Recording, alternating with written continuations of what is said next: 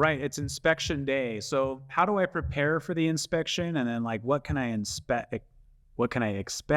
for the inspection? That's a tongue twister. Yes. Yeah.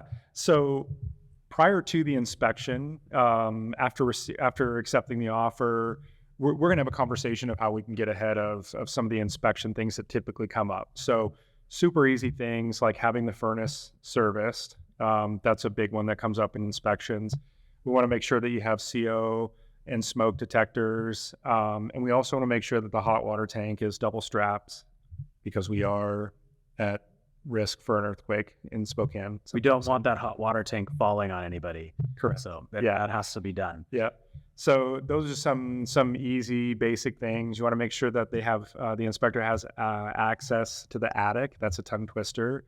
Any crawl space access, anything along those lines that may interfere with the flow of the inspection is how we can best prepare. Yep.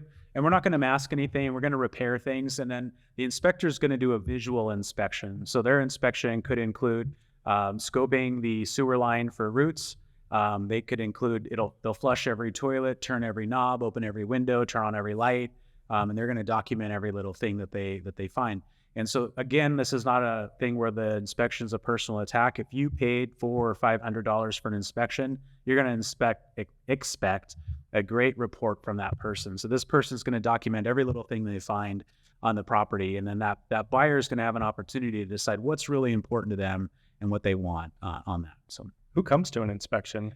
Well, the seller generally should not be there. The seller should allow the buyer and their inspector to walk through the property and have a free inspection. The inspectors are bonded and they're able to be in the home with the buyer on their own.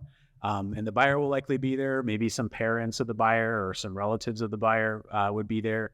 And then if there's any other inspections that have been negotiated, those inspectors might happen at the same time. So how long does that take?